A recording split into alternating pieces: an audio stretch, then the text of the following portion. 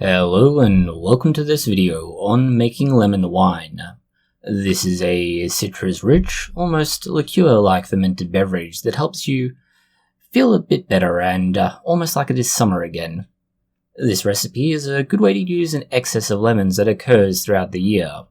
It helps to keep the flavour and some of the beneficial nutrients, but the benefit is that it is a somewhat unique flavour and a very good introduction to winemaking. While we have called this a wine so far, it is more accurate to say it is a preserved lemon infusion. It's not the same thing as limoncello, as it has no syrup or whole preserved lemons, but instead this is more like a ethanol wash that ferments with lemons present.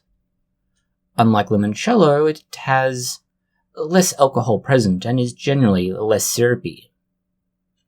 For the recipe we have, and you can scale this either up or down as required, you will need roughly 8 to 10 lemons or up to 2 kilograms, 4 litres of water, between 1.5 and 2 kilograms of sugar depending on how dry you would like this to be, yeast.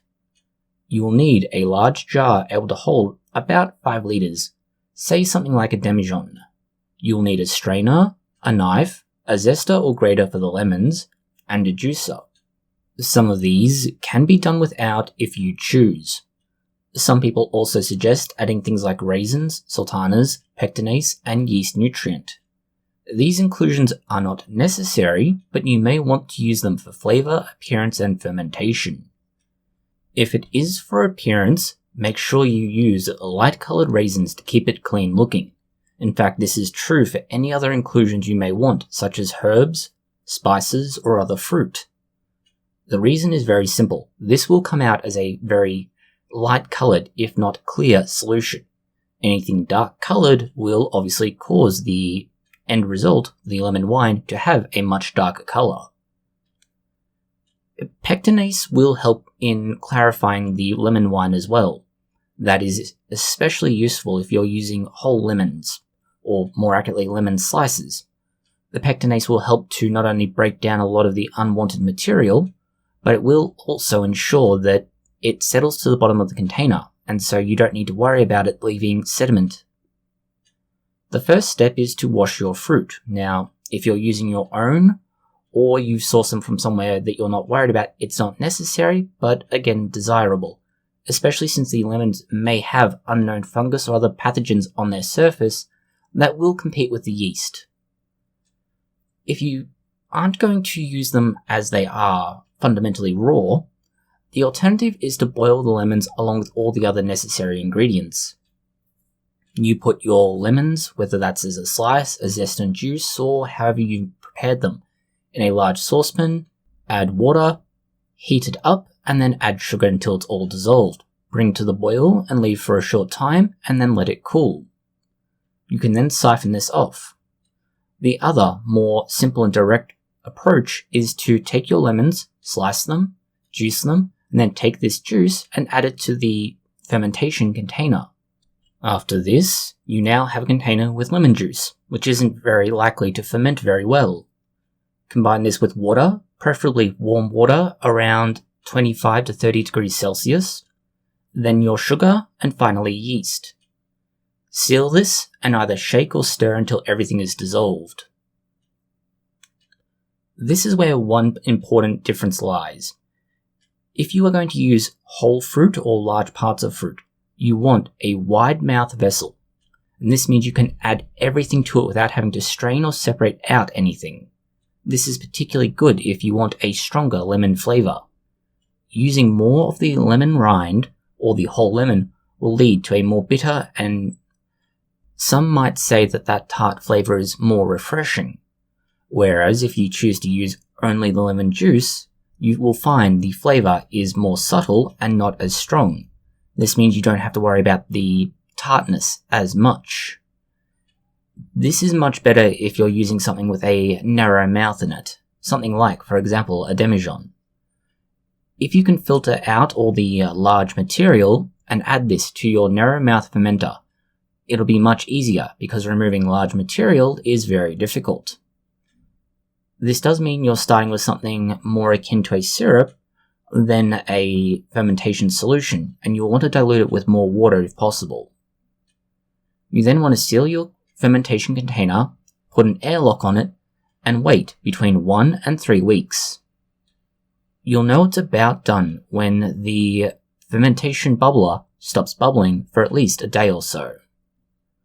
You now want to take this out of there and filter any solids. This can be done by using some sort of siphon mechanism. At this stage, you want to rack it, and racking is basically to remove that sedimentation, and it's useful for most fermentations you'll be doing at home. The racking process will take 6 to 8 weeks, and while you don't need to refrigerate it, it can help. If you don't have room in a refrigerator, which is entirely understandable, you can keep it in a dark, cool place, for example, a cupboard. From here, you then siphon off the material into individual glass bottles. Again, ideally dark glass bottles, so for example amber. This will help to ensure the very lightly coloured lemon wine is not affected by light as much. Now you have to play the waiting game, unfortunately.